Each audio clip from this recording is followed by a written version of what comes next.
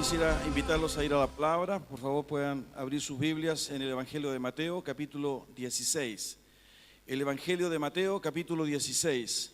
¿No? Vamos a tener un momento de reflexión sobre esta palabra que está relacionado con el devocional que aparece en el boletín, ¿no? Si usted se fija, en el boletín al lado izquierdo hay un pequeño devocional. Lo que quiero compartir con ustedes está referido a eso que está expresado ahí. Mateo 16, vamos a leer del versículo 13 al 27. Mateo 16, del versículo 13 al 27. Dice de la siguiente manera: viniendo Jesús a la región de Cesarea de Filipo, preguntó a sus discípulos diciendo: ¿quién dicen los hombres que es el Hijo del Hombre? Ellos dijeron: unos Juan el Bautista, otros Elías, y otros Jeremías o alguno de los profetas. Él les dijo: ¿y vosotros quién decís que soy yo? Respondiendo Simón Pedro dijo: tú eres el Cristo, el Hijo del Dios viviente. Entonces le respondió Jesús: bienaventurado eres, Simón, hijo de Jonás, porque no te lo reveló carne ni sangre, sino mi Padre que está en los cielos. Y yo también te digo que tú eres Pedro, y sobre esta roca edificaré mi iglesia, y las puertas del Hades no prevalecerán contra ella. Y a ti te daré las llaves del reino de los cielos, y todo lo que atares en la tierra será atado en los cielos, y todo lo que desatares en la tierra será desatado en los cielos. Entonces mandó a sus discípulos que a nadie dijesen que él era Jesús el Cristo. Desde entonces comenzó Jesús a declarar a sus discípulos que le era necesario ir a Jerusalén y padecer mucho de los ancianos, de los principales sacerdotes y de los escribas, y ser muerto y resucitar al tercer día.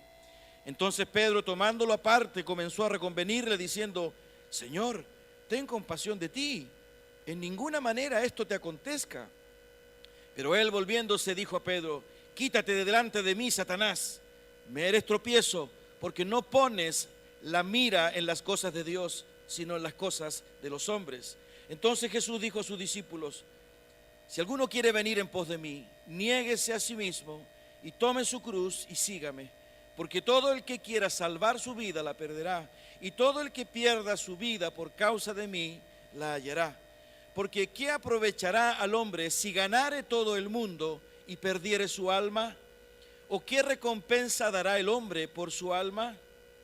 Porque el Hijo del Hombre vendrá en la gloria de su Padre con sus ángeles, y entonces pagará a cada uno conforme a sus obras. Tengamos un momento de oración. Señor, gracias por esta palabra que hemos leído. Amado Dios, en el nombre de Jesús, te rogamos que tú nos permitas entenderla. Señor, tú eres un Dios de propósitos. Solamente nos basta ver, Señor, lo creado por ti para entender que eres un Dios de orden, de propósito, y que tu voluntad es perfecta, Señor. Por eso no ha sido casual el que hoy día estemos sentados, estemos escuchando, Señor, y leyendo este texto, este verso. No ha sido producto del azar o de la coincidencia. Señor, y en ese contexto yo te suplico que podamos entender, Señor, esa voluntad tuya y ese propósito que sin duda, Señor, hoy hay para cada uno de nosotros. Que nada estorbe, Señor, la exposición de tu palabra, la meditación de tu palabra, y por sobre todo, Señor, que tu Espíritu Santo nos ayude a comprenderla. Señor, abre, Señor, nuestros ojos, quita el velo de nuestros ojos, Señor, y trabaja en nuestra rigidez mental, Señor, para entender por qué razón, Señor, después de más de 20 siglos, Señor, este suceso haya quedado reflejado en tu palabra para la lectura nuestra en este tiempo. Gracias, Señor. Bendito es tu nombre. Oramos en el nombre de Jesús. Amén. Amén. Hermanos míos, incorporé estas dos lecturas, y digo dos porque están separadas. Seguramente en su Biblia, si usted se fija, está separada, ¿no? Una lectura va del versículo 13 al versículo 20, y la otra lectura va del versículo 21 al versículo 28. La verdad que esas divisiones las ha realizado el hombre, ¿no? Esas no son inspiradas. porque el texto bíblico es uno solo, ¿no? En este caso, ¿verdad? Tampoco es la separación en versículos y en capítulos. Sin embargo, es importante entenderlo porque de alguna forma ambos textos tomados, uno y el otro, tienen énfasis diferentes. Pero yo quise considerar los dos textos porque quiero compartir con ustedes alguna reflexión, 2 o 3 reflexiones respecto de lo que podemos observar, de lo que podemos leer, es la experiencia de Pedro. Por ejemplo, si usted se fija en el primer texto, es decir, aquel que empieza en el 15 y continúa hasta el 20, hay una declaración de Pedro, ¿no? Ante la pregunta de Jesús, versículo 15, ¿y vosotros quién decís que soy yo? Respondiendo Simón Pedro en el versículo 16, dice, tú eres el Cristo, el Hijo del Dios viviente, ¿no? Esa declaración, ¿verdad?, es bastante potente. Incluso tan fuerte es que el propio Jesús en el versículo 17 reconoce, ¿verdad?, la virtud de esa declaración. Incluso es más, Jesús mismo revela cómo fue posible que Pedro entendiera, ¿verdad?, quién era él. El versículo 17 dice, bienaventurado eres, te felicito, ¿no? Feliz, Simón, hijo de Jonás, porque no te lo reveló carne ni sangre, sino mi Padre que está en los cielos, ¿no? Fíjense qué interesante porque esa declaración que hace Jesús nos da una pista interesante de entender que la respuesta de Pedro estaba motivada, ¿verdad?, por una revelación que Dios le había dado. Porque la afirmación de Jesús es clara, dice, no te lo reveló ninguna persona, sino que el propio Dios, mi Padre, te lo reveló. Es decir, de acuerdo a eso, nosotros podemos inferir que Pedro contestó bien. Es como que Jesús le hubiese dicho, bingo, esa es. Es decir, frente a la confusión que había en ese tiempo, porque si usted se fija en los versículos anteriores, algunos pensaban que era Jeremías, otros pensaban, ¿verdad?, que era algún profeta. La verdad que la presencia de Jesús en aquella época había llevado, ¿verdad?, a las personas a confundirse, no sabían quién era. Y Jesús tiene esa pedagogía, ¿verdad?, de aprovechar el contexto, el suceso, el acontecimiento, y aprovecha, ¿verdad?, ese momento para preguntarles y confrontar a sus discípulos. ¿Y ustedes quién dicen que soy yo? Ustedes que han estado conmigo, ustedes que me conocen, ojo, esa palabra, que me conocen, ¿quién creen ustedes que soy yo? Y en ese contexto, ¿verdad?, Pedro contesta, según la evaluación que hace Jesús, acertadamente. Bienaventurado, perfecto, te felicito, exactamente, qué bueno que sabes quién soy yo. Es más, lo que tú has dicho, Pedro, ¿verdad?, yo me doy cuenta que no es que te lo haya dicho alguien, sino que te lo reveló mi Padre. Ese es un poco el contexto, ¿verdad? Y si usted se fija, es muy probable que Pedro, porque Pedro era un hombre bastante impulsivo, era un hombre que tenía un perfil diferente al resto. Acuérdense, fue el único que caminó sobre las aguas. Cuando Jesús se aparece, ¿verdad?, en la noche, en medio de la tormenta, caminando sobre las aguas, Pedro es el único que se anima. Si eres tú, le dice Pedro, manda que yo también vaya. La verdad que siempre hablamos mal de Pedro, ¿no? Pero era un hombre que tenía temple. Tanto es así que el único que vivió la experiencia de caminar sobre las aguas fue él. Porque los otros 11, si es que estaba con los otros 11, observaron, ¿no? Eran de la familia Miranda, ¿no? Usted ubica a la familia, perdón si hay alguien de la familia Miranda aquí, eso no debía haberlo dicho, ¿no? Así que perdonen si hay alguien con un apellido Miranda. Lo que quiero decir, ¿verdad?, es que los otros 11 observaron. Seguramente, ¿verdad?, de alguna forma afirmándose porque había viento, pero no vivieron la experiencia de caminar. Es verdad, se hundió. Es verdad, vino hacia el costado. Es verdad, quitó sus ojos de Jesús. Es verdad, dudó, pero caminó. Pues ese hombre, ¿verdad?, ahora está reconociendo de que Jesús es el Cristo. Es decir, era un hombre que estaba comprometido, era un hombre, ¿verdad?, que había abrazado el liderazgo de Jesús de una manera sincera. Era un hombre, ¿verdad?, que en definitiva había desde el comienzo, ¿verdad?, porque él lo dejó todo. Cuando Jesús le dice, sígueme, según el texto, ¿verdad?, él deja todo, él era pescador, era un hombre apasionado, probablemente un tanto errático, impulsivo, ¿verdad?, con un carácter un poco difícil, pero era un hombre apasionado, sincero, que amaba a su Señor. Cuando él lo niega, usted ha leído ese texto, dice la Biblia que él lloró amargamente, porque según el relato de uno de los evangelios, cuando él niega a Jesús, ¿cuántas veces lo negó?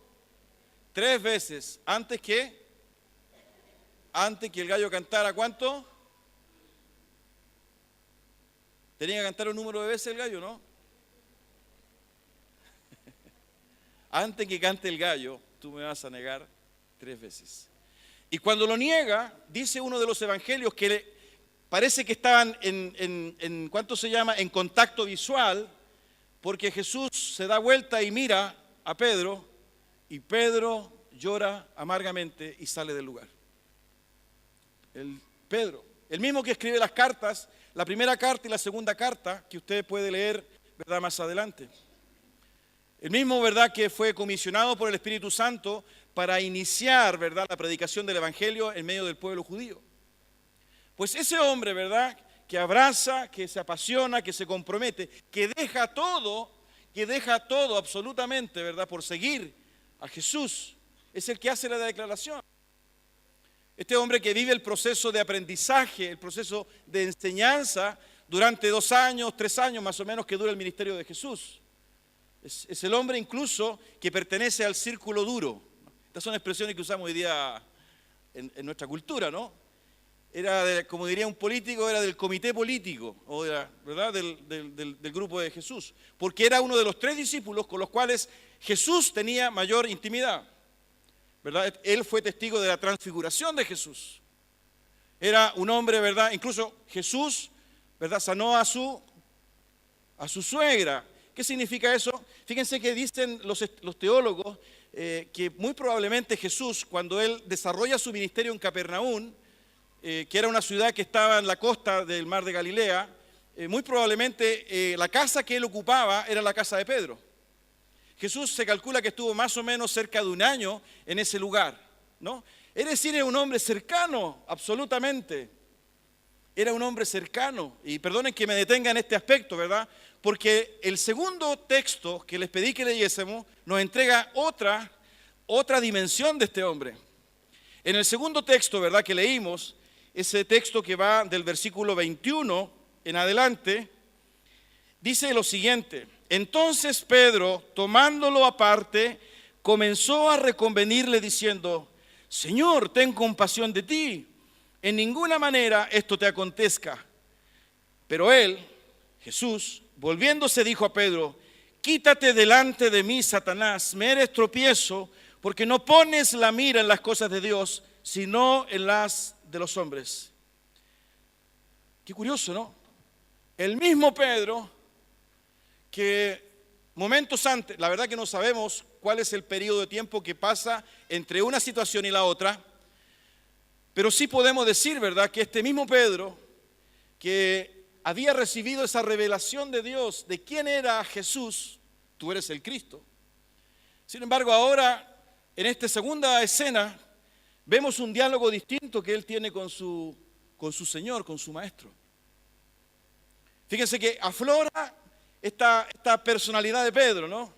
Y uno puede leer entre líneas que evidentemente había amor de Pedro hacia su Señor, hacia su Maestro. Jesús les había confesado, ¿verdad? Y en ese contexto se produce este diálogo. Jesús les había confesado que él debía padecer, que él debía sufrir, que él debía ir a Jerusalén, ¿verdad? Y que debía morir. Ese instante lo hemos conversado en otros domingos. Hemos hablado del ambiente que se vivió esos últimos días entre Jesús y sus discípulos. Incluso por ahí el relato de Juan nos dice que Jesús se quebrantó en un momento dado, se angustió, porque él sabía lo que le esperaba, ¿verdad?, en las horas siguientes. Y en esa ocasión, ¿verdad?, según este relato de Mateo, Jesús les ha compartido eso a los discípulos. Y en ese contexto aparece el sentimiento y la emoción de Pedro, su partner, su amigo, su hermano, ¿verdad? Con el cual había vivido intensamente sus últimas semanas, sus últimos días, su último año. No vayas, te van a matar. Por favor, ten compasión de ti. Esa expresión, ¿verdad? Interesante. Ten compasión de ti. Fíjense que es muy similar a la expresión que hace Satanás cuando en el mismo relato de Mateo nos entrega ese momento en que Jesús comienza su ministerio después de haber ayunado 40 días y 40 noches. Si usted se fija, el diálogo que tiene Jesús con Satanás, Satanás apunta precisamente a la persona de Jesús. Tú tendrás los reinos. Tú tendrás, si tú eres. Entonces, pareciera que Pedro, fíjense, en medio de su cariño, de su amor, porque no podríamos negar, ¿verdad?, que él realmente tiene buenas intenciones. Sin embargo, la expresión, ¿verdad?, que él usa, ten compasión de ti, tiene la misma característica del diálogo, ¿verdad?, que Satanás tiene con Jesús. Ten compasión de ti. Y desde su humanidad bien intencionada, y desde su impulso, incluso a pesar de que él tenía la revelación de Dios, de que él, Jesús, era el Cristo, a pesar de eso, ¿verdad?, aflora en él esa dimensión humana que se sustenta, ¿verdad?, en las buenas intenciones, que se sustenta en los buenos propósitos, que se sustenta, ¿verdad?, en la propia justicia, que se sustenta, ¿verdad?, en las buenas motivaciones, pero que no siempre están en armonía o en la misma frecuencia con el quehacer y la voluntad de Dios. Hasta tal punto, ¿verdad?, que Jesús es severo. Apártate de mí, Satanás. Entonces uno podría pensar, esta expresión de Jesús fue una expresión idiomática, ¿verdad? Fue tal vez un dicho. Jesús usó, ¿verdad?, una especie de metáfora para mostrar su molestia, o realmente Satanás influenciaba en ese momento la vida de Pedro. Porque también esa es otra posibilidad. Hasta tal punto, ¿verdad?, que sin darse cuenta Pedro se transforma, fíjense la paradoja, ¿no?, en el obstáculo para que los propósitos de Dios se pudiesen cumplir. En otras palabras, si Jesús le hubiese hecho caso a Pedro, no estaríamos acá. Si Jesús le hubiese hecho caso a Pedro, no estaríamos acá. Por consiguiente, ¿verdad?, la intervención de Pedro no es menor. Por consiguiente, ¿verdad?, la buena disposición de Pedro, la buena motivación de Pedro no es menor. Y desde el plano humano, de las relaciones humanas, es interesante detenernos en este momento, porque si hay algo en nosotros, ¿verdad?, justamente es esta lucha de lo que nosotros consideramos bueno, de lo que nosotros consideramos buenas motivaciones, de lo que nosotros consideramos justicia, de lo que nosotros consideramos misericordia, pero que no siempre está en relación, en armonía con lo que Dios está haciendo. Y sin darnos cuenta, muchas veces podemos transformarnos en serios obstáculos o tropiezo para lo que Dios quiere hacer conforme a sus planes.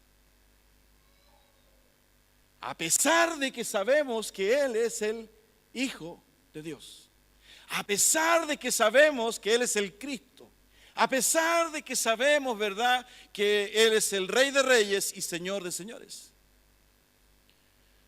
Lo que pasa es que había una experiencia en Pedro que él no había vivido. Si usted se fija, ¿verdad?, cuando Jesús le dice, bingo, te felicito, has dicho exactamente, ¿verdad?, lo correcto. Y mira, te lo reveló mi Padre. Exactamente, yo soy el Cristo. Es decir, Jesús reconocía, ¿verdad?, ese conocimiento. Reconocía esa sensibilidad en Pedro, porque la revelación de Dios también está asociada a la sensibilidad que nosotros tengamos. Muchas veces Dios quiere decirnos algo, muchas veces Dios quiere comunicarnos algo, pero nosotros hablamos, hacemos, nos desgastamos, ¿verdad? Y somos una ametralladora haciendo y diciendo, y no logramos escuchar esa revelación de Dios. Pedro la había escuchado y había entendido que ese Jesús era el Cristo, pero había algo que faltaba en Pedro, algo que faltaba, y por eso Jesús es severo. Apártate de mí. Fíjense ¿qué más le dice? Tú pones la mira en las cosas ¿de qué?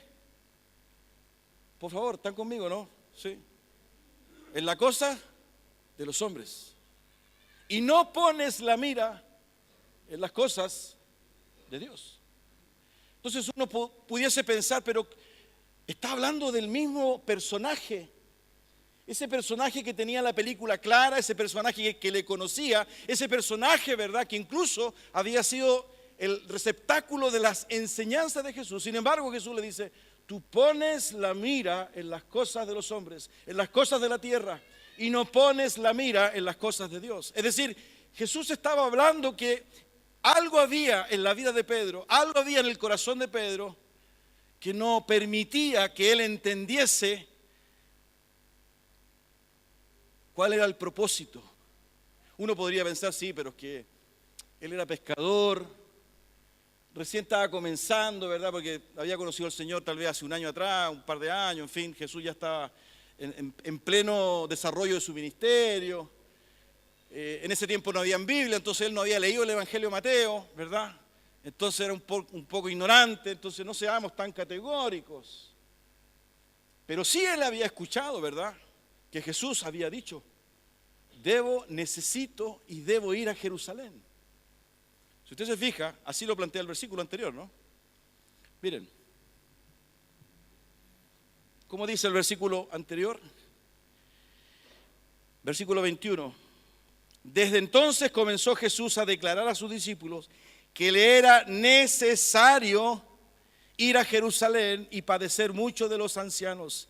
Le era necesario, es decir, la manera en que Jesús había transmitido sus proyectos, sus planes, y lo que realmente vería más adelante no era un conventilleo, un cagüín, un rumor, ¿verdad?, sino que estaba en el contexto de cómo Jesús le compartía a los suyos, a sus discípulos, sus planes y sus propósitos.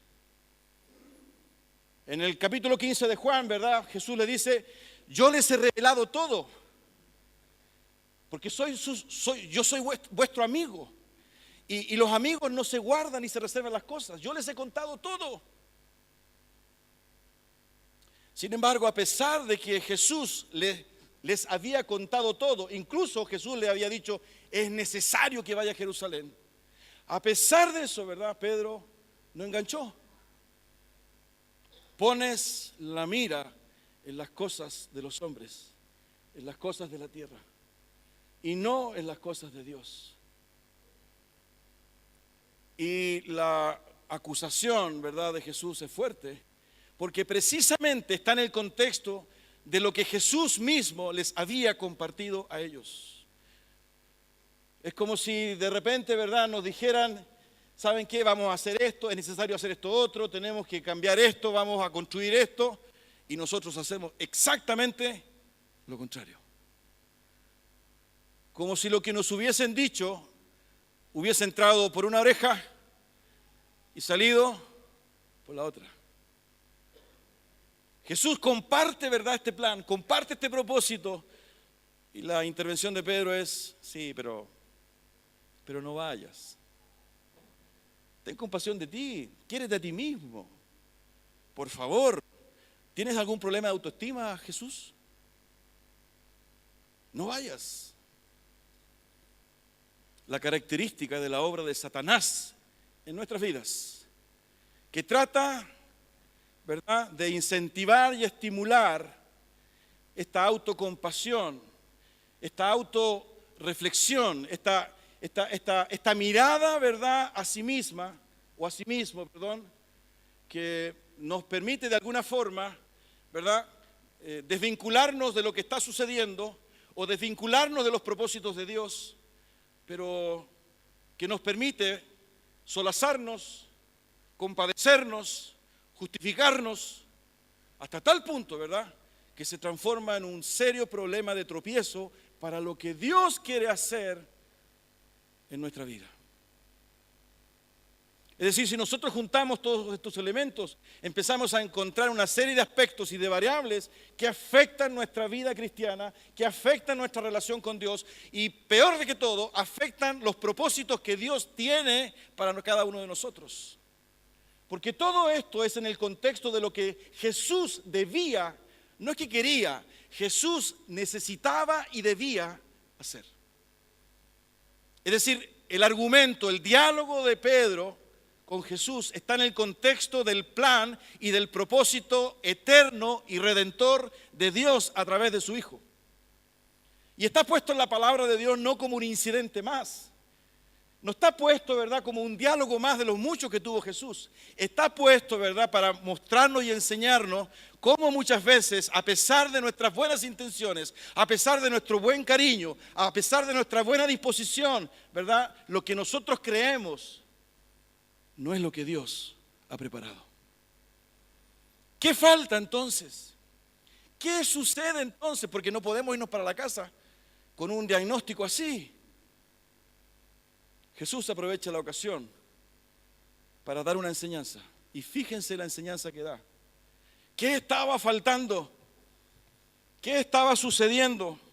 A continuación dice, si alguno, versículo 24, si alguno quiere venir en pos de mí, niéguese a sí mismo y tome su cruz y sígame.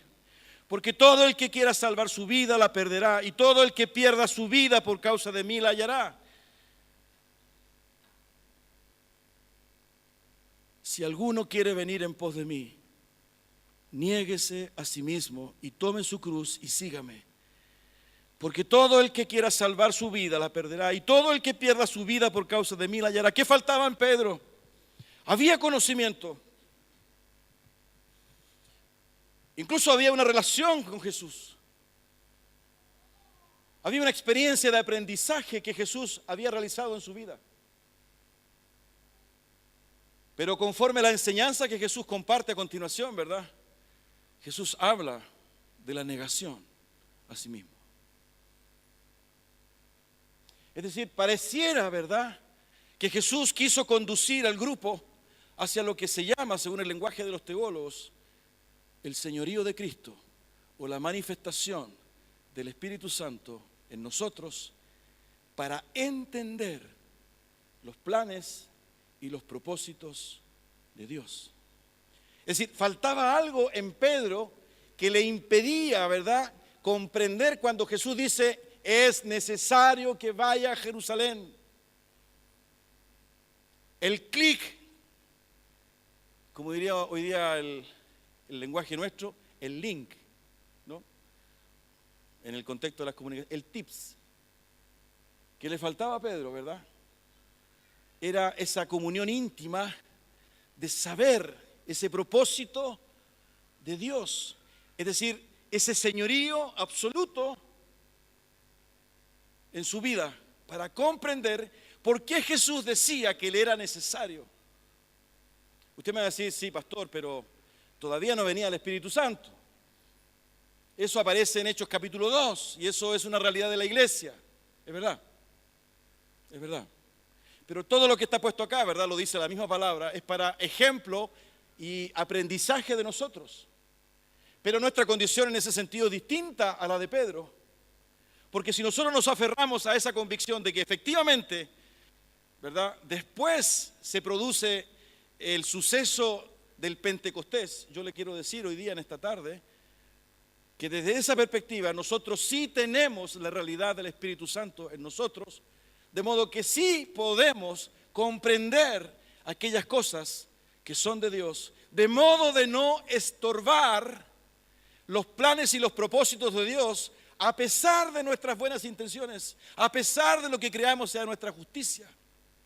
Y que solo, ¿verdad?, está en nosotros el desafío de obedecer. ¿Y cuál es el puente para nosotros? En negarse a sí mismo. El puente para nosotros es negarnos a nosotros mismos, de modo que nuestra vieja naturaleza mengüe y crezca, ¿verdad?, nuestro nuevo hombre a través de la manifestación del Espíritu Santo. Ese es el vínculo nuestro, negarnos a nosotros mismos. Porque la palabra de Dios dice que hemos recibido el Espíritu Santo. Mire, abra su Biblia en 1 Corintios capítulo 2, por favor. 1 Corintios capítulo 2.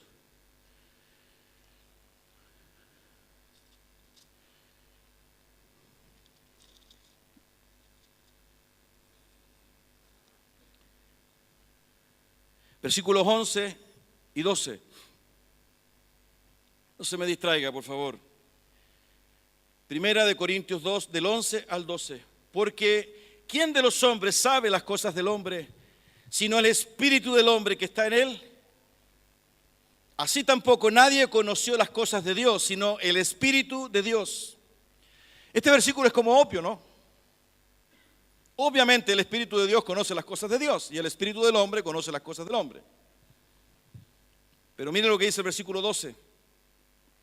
Y nosotros no hemos recibido el espíritu del mundo, sino el Espíritu que proviene de Dios. ¿Para qué? Para que sepamos lo que Dios nos ha concedido. Y eso es parte de la experiencia cristiana evangélica. El entender, el creer, el vivir, el experimentar esta realidad espiritual, ¿verdad?, que solo es posible entenderla a través de la fe. Hemos recibido el Espíritu de Dios en nosotros, pero con un propósito. ¿Para qué? Para que sepamos lo que de Dios hemos recibido. Por consiguiente, a diferencia de Pedro, hoy día nosotros tenemos esa opción a través de la comunión íntima, a través, ¿verdad?, de la intimidad con Dios, de saber cuáles son sus planes y sus propósitos y sujetarnos, ¿verdad?, a eso, en esa comunión. Esto es un desafío tremendo. ¿Cuál es el problema para nosotros? Que aparece en la enseñanza de Jesús. El que quiera venir en pos de mí, niéguese a sí mismo. Tome su cruz y sígame. Es decir, Jesús está hablando, ¿verdad?, de una condición profunda de vida, de compromiso y de muerte. Por eso que Pablo, ¿verdad?, toma esta idea en Romanos capítulo 6 y él dice, en Romanos capítulo 6, versículos 4, 5 y 6, que nosotros hemos sido juntamente con Cristo crucificados. Y que somos exactamente igual que Él, en la semejanza, dice, de su muerte. Negarse a sí mismo y tomar su cruz y seguirlo. Y Jesús marca la diferencia, ¿verdad? En ese momento y en esa enseñanza y en esa expresión, como lo hemos dicho aquí cuántas veces, muchas veces, la diferencia entre ser un discípulo de ser un creyente. Porque lo que estaba diciendo Jesús es que, al parecer, ¿verdad?, por todo lo que se encuentra en el relato, Pedro era un buen creyente. Era un buen creyente, sabía quién era Jesús. Pero había un peldaño que le faltaba, ¿verdad? Y ese peldaño era el señorío de Cristo en su vida. Niégate a ti mismo. Toma tu cruz y síguele. Y el desafío, queridos, en este tiempo, para glorificar a Dios y para dar testimonio a los millones que están allá afuera, no es ser creyente, sino es ser discípulo. El desafío, ¿verdad?, para aquellos que están allá afuera y que no conocen al Señor o que lo conocen medianamente, es morir y negarnos a nosotros mismos. De lo contrario, somos uno más de los millones de creyentes. Yo se los he dicho, ¿verdad?, que el propio libro de Santiago en la Biblia dice que los demonios creen y tiemblan. Los demonios creen y tiemblan. Abra su Biblia en Santiago, por favor. Miren, vaya al libro de Santiago.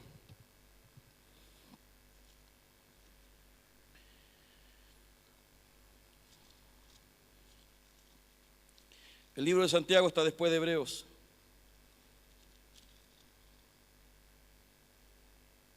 Versículo 19 del capítulo 2 de Santiago. Miren cómo lo expresa el apóstol Santiago, para que usted vea la dureza de la palabra de Dios.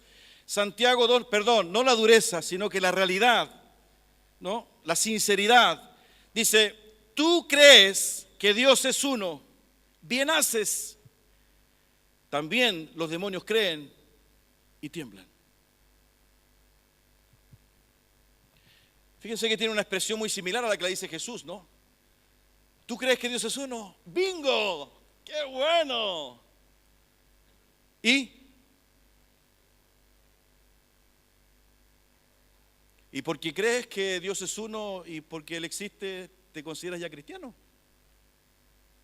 ¿Y te consideras, verdad, evangélico y que...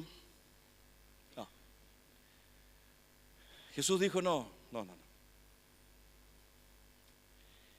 El que quiera venir en pos de mí, el que quiera ser mi discípulo, niéguese a sí mismo, tome su cruz y sígame. ¿Qué decidimos, hermanos? Nos acaban de decir la palabra de Dios que hemos recibido el Espíritu Santo.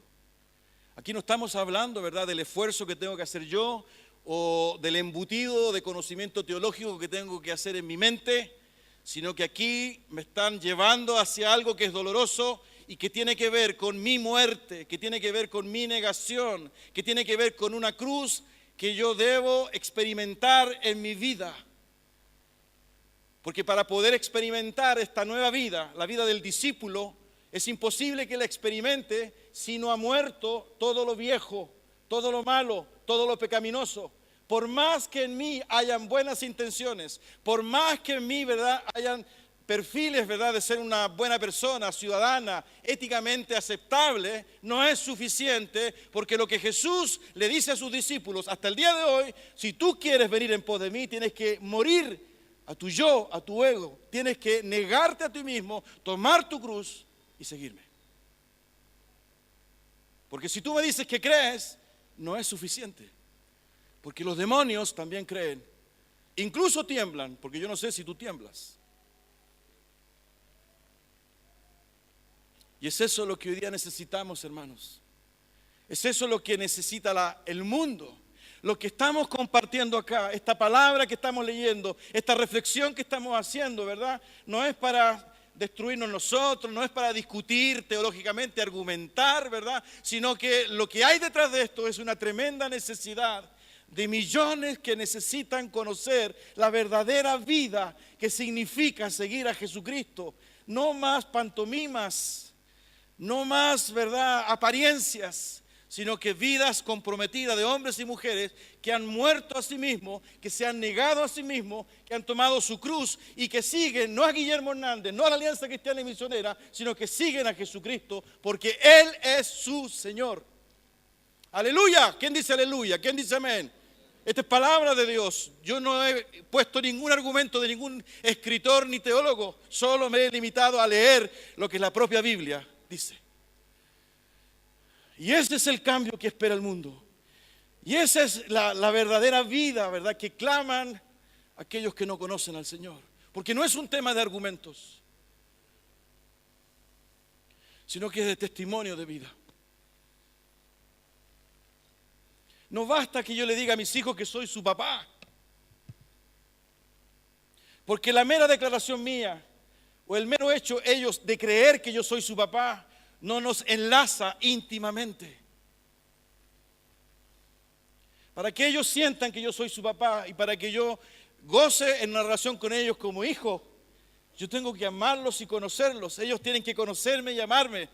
Tenemos que destinar tiempo para estar juntos. Tenemos que escucharnos, tenemos que hablar. Ellos tienen que saber lo que me gusta y lo que no me gusta. Yo tengo que saber lo que a ellos les gusta y no les gusta. Una relación.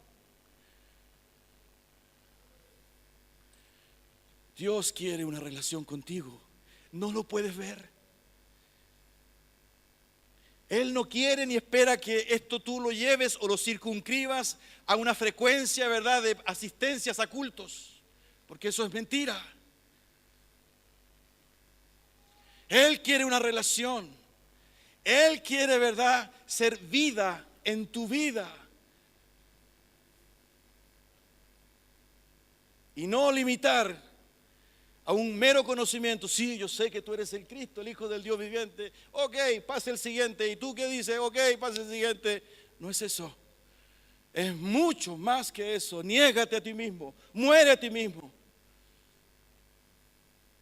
Toma tu cruz y síguelo. Y Jesús va más allá. Mira con lo que termina esta parte del texto. Mira cómo termina. Vuelve por favor a Mateo. El 26. Porque ¿qué aprovechará al hombre si ganare todo el mundo y perdiere su alma? ¿O qué recompensa dará el hombre por su alma? Porque Jesús plantea, ¿verdad?, ese desafío. Porque Jesús lo circunscribe a una realidad que es triste, pero que es real. Si no tienes a Jesucristo en tu vida, estás perdido, eres muerto. No hay salvación para ti. Y no es una postura arrogante, hedonista, ¿verdad? Este egoísmo evangélico, canuto. Lo está diciendo el propio Jesús. Te has desgastado toda la vida. Has querido ganar posiciones toda la vida. Has querido ser reconocido y has luchado, ¿verdad?, toda la vida. Y acumulas, ¿verdad? Y se te va la vida cada día, ¿verdad? Pero si no conoces a Jesús, ¿de qué te vale eso? No si eres religioso, no si vienes a la iglesia, no si eres aliancista. Si no conoces a Jesucristo como Señor y Salvador, si no te niegas, ¿verdad?, si no tomas tu cruz y si no le sigues, todo lo que haces está además, es en balde y has gastado tu vida, ¿verdad?, en todo aquello que es inoficioso. Eso es lo que está diciendo Jesús. Como una relación de discipulado, de vida. Por eso que Jesús le dice a sus discípulos, ¿verdad?, ustedes son la sal de la tierra. Ustedes son la luz del mundo. ¿Cómo puedo ser yo sal? ¿Cómo puedo ser yo luz si mi vida, ¿verdad?, no tiene el poder de la presencia de Jesucristo a través de su Espíritu en mí? ¿Acaso lo que está diciendo Jesús es que tenemos que ser todos oradores carismáticos? Esa es la manera, ¿verdad?, de ser sal y luz. De modo que tenemos que capacitarnos en oratoria, capacitarnos, ¿verdad?, en lenguaje. El concepto de sal y luz está asociado a una vida de discipulado. Es el discípulo, es su carácter. Bienaventurados los pacificadores, bienaventurados los mansos, bienaventurados los pobres en espíritu, bienaventurados los de limpio corazón, bienaventurados los que tienen hambre y sed de justicia. ¿Quiénes son esos? El pacificador, ¿verdad?, es aquel que lleva reconciliación, es aquel que lleva paz, es aquel que construye puentes de comunicación. Discípulos. El mundo necesita discípulos que quieran seguir a su maestro, a su Señor. El mundo necesita hombres y mujeres que mueran a sí mismos. Y esto es urgente, queridos. Hay millones que no conocen al Señor. En torno a nosotros hay familia, amigos, colegas que blasfeman de Dios por causa de nosotros. Esto no lo dice Guillermo Hernández, también está en la Biblia, en Romanos capítulo 2, cuando Pablo le dice a los judíos: por causa de vosotros el nombre de Dios es blasfemado. Hermanos amados, esto es para sentir en nuestro corazón el desafío de acercarnos a su presencia, clamando misericordia. Señor, yo quiero ser tu discípulo. Enséñame lo que significa negarme a mí mismo y tomar mi cruz y seguirte. Señor, quiero tener puestos mis ojos en ti. Quiero que tú te reveles a mi vida, de modo que lo que yo diga, lo que yo haga, lo que yo piense, te glorifique.